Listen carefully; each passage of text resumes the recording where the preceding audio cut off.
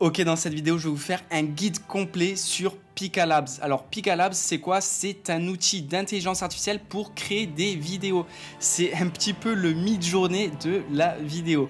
Donc, c'est vraiment très intéressant. Ils viennent de sortir l'alpha qui est totalement gratuite. Donc, vous allez pouvoir tester immédiatement les capacités de Pika Labs et on va voir que c'est très intéressant.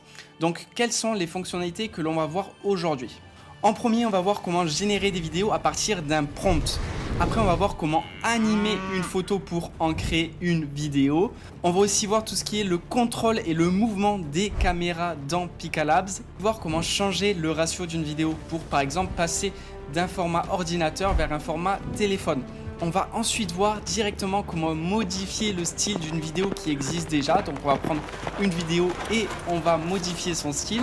Et on va finir tranquillement en faisant du in-painting, c'est-à-dire qu'on va pouvoir choisir ce que l'on veut rajouter ou supprimer directement dans une vidéo en sélectionnant la zone à modifier. Ok, comme tu as pu le voir, le sommaire de cette vidéo est quand même bien complet, donc reste bien jusqu'au bout pour ne rien louper de tous les astuces que je vais te montrer dans cette vidéo. Avant de commencer, je m'appelle Mathieu et sur cette chaîne, j'aide les créateurs et les entrepreneurs à être plus productifs et plus créatifs grâce aux outils d'intelligence artificielle. Si c'est un sujet qui t'intéresse, surtout n'hésite pas à t'abonner. Allez, c'est parti pour la vidéo. On arrive sur le site de Pika Labs, donc l'URL c'est pika.art. Je te mettrai le lien dans la description et tu peux directement t'enregistrer sur ton compte. Une fois connecté, tu vas arriver ici et tu vas pouvoir commencer à voir la bibliothèque de toutes les autres personnes qui ont créé des vidéos sur Pika Labs.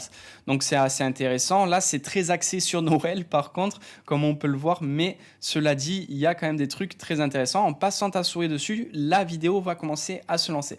Donc nous, ce qui va nous intéresser, c'est plutôt ici dans My Library, ça va être notre espace personnel, là où on a créé nos propres vidéos. Voilà à quoi ça ressemble. Là, on voit déjà les vidéos que j'ai générées en amont.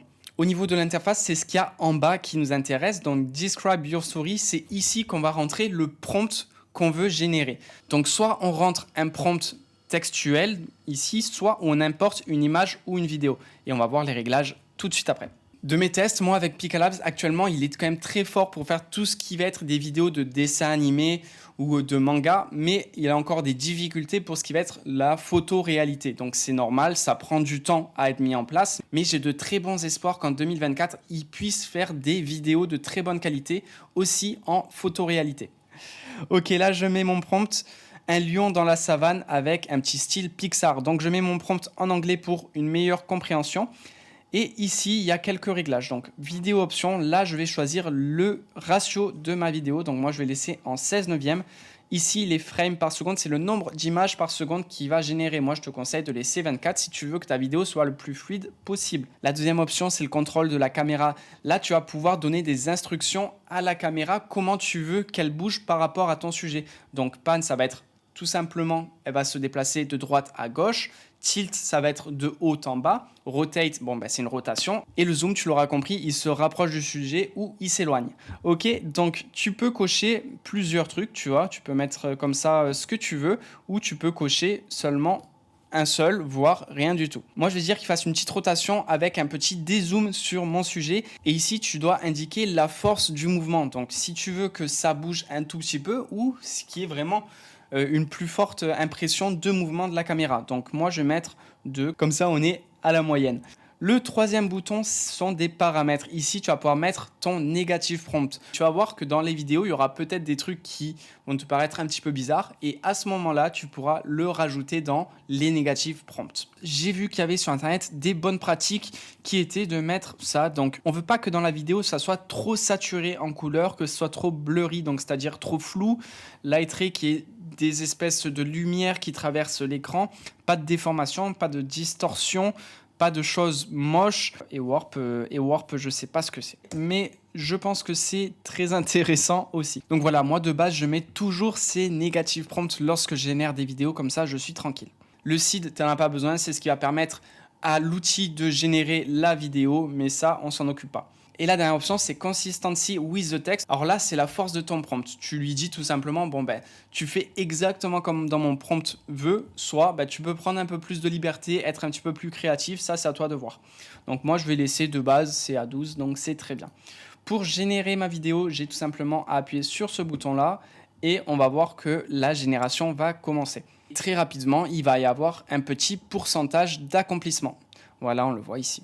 En attendant que ça génère la vidéo, moi je me fais péter un petit brownie, hein. Vous m'excuserez.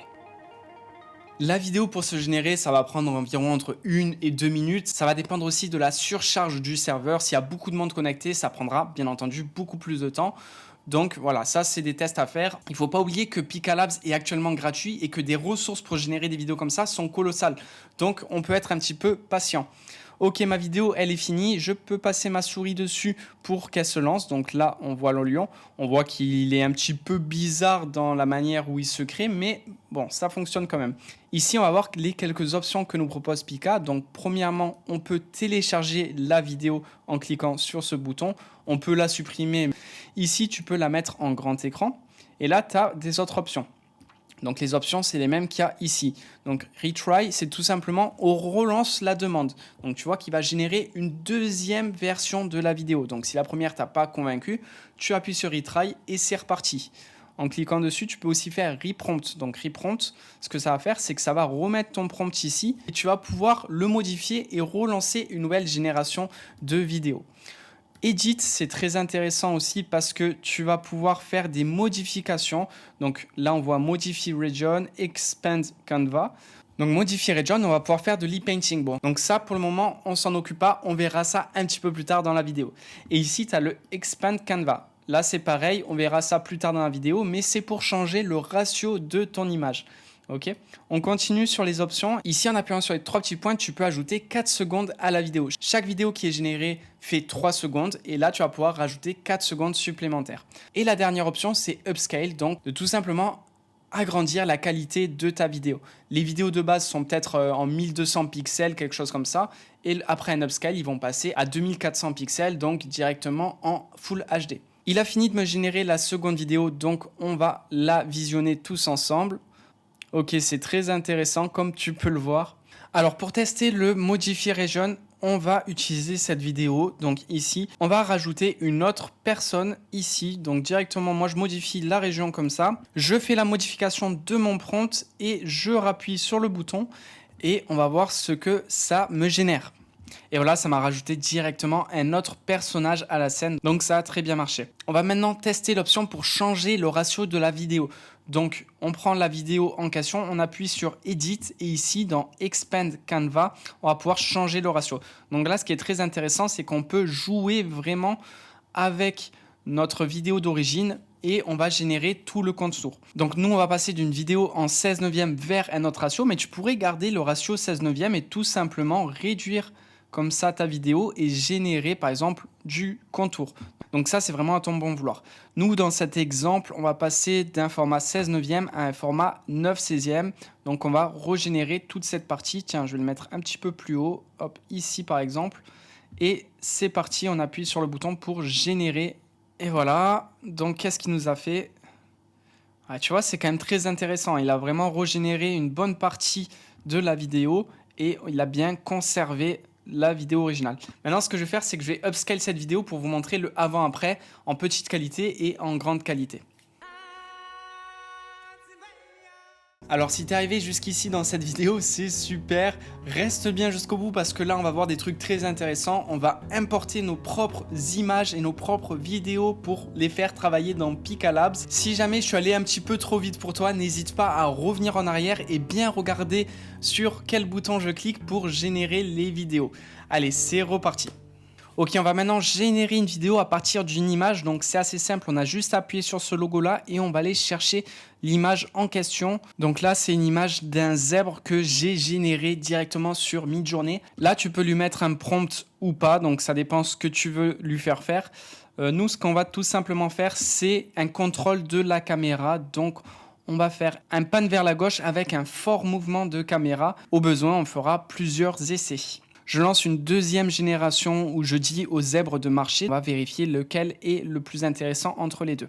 La première vidéo est générée, donc effectivement, voilà, c'est juste un mouvement de la caméra vers la gauche. C'est très intéressant, on voit qu'il y a un petit peu de mouvement sur le zèbre, ça fait assez naturel. La vidéo semble un petit peu floue malgré tout, donc à voir si en faisant un upscale ou ce genre de choses, ça met une meilleure qualité à la vidéo, mais ce n'est pas sûr. Peut-être que le mouvement de la caméra est peut-être un petit peu trop prononcé pour cette vidéo pour garder une qualité optimum. Donc ça, encore une fois, c'est des tests à réaliser pour voir comment bien utiliser cet outil. La vidéo où on le fait marcher fonctionne aussi très bien. Bon, il marche d'une manière un peu chelou, je vous l'accorde, et la vidéo est quand même très floue.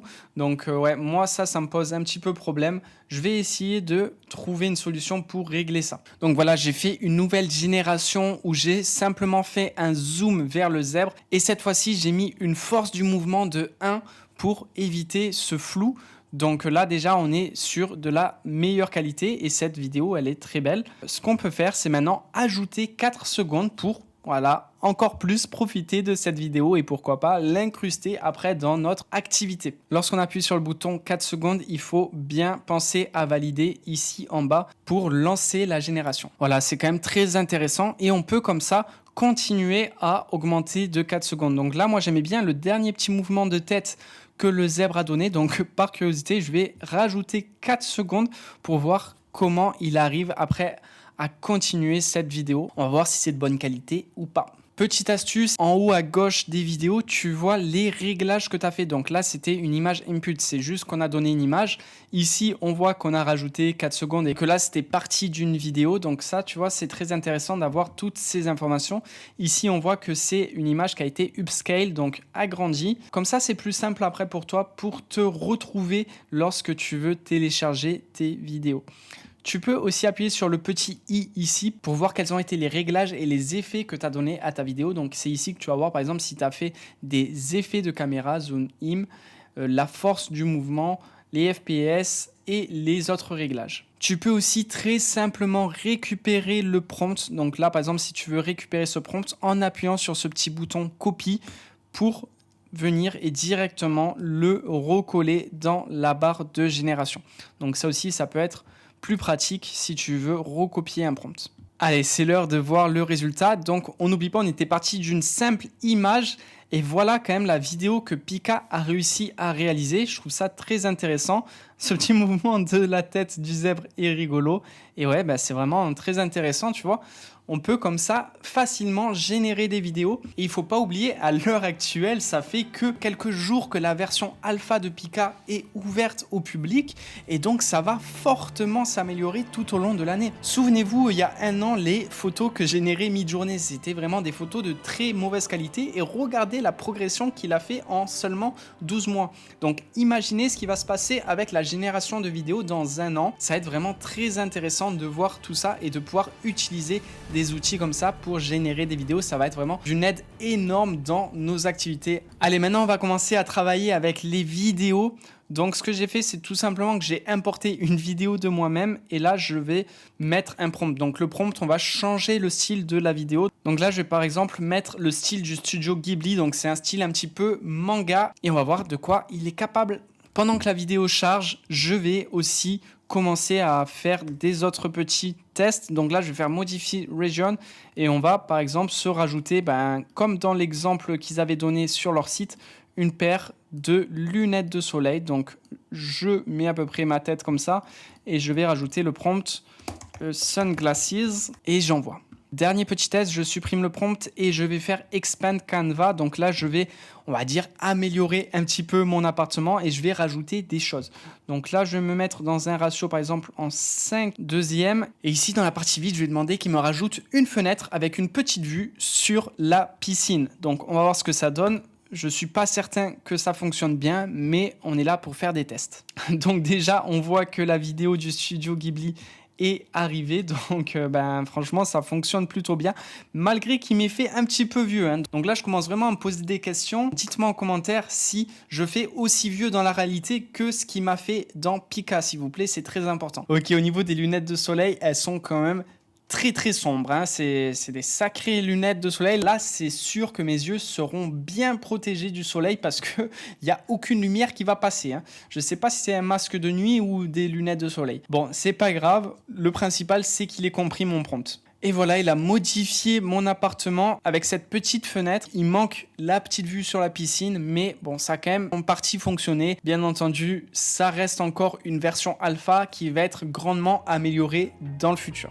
Ok les amis, dites-moi ce que vous avez pensé de la vidéo et avec mon ami Fuji, on vous souhaite une bonne journée et une très bonne année encore une fois. Si vous aimez bien découvrir des nouveaux outils d'intelligence artificielle, je vous laisse aller découvrir cette vidéo où je vous présente 10 outils d'intelligence artificielle ultra prometteurs pour 2024. Allez, ciao ciao. Tu dis au revoir? Tu dis au revoir? Allez, dis au revoir.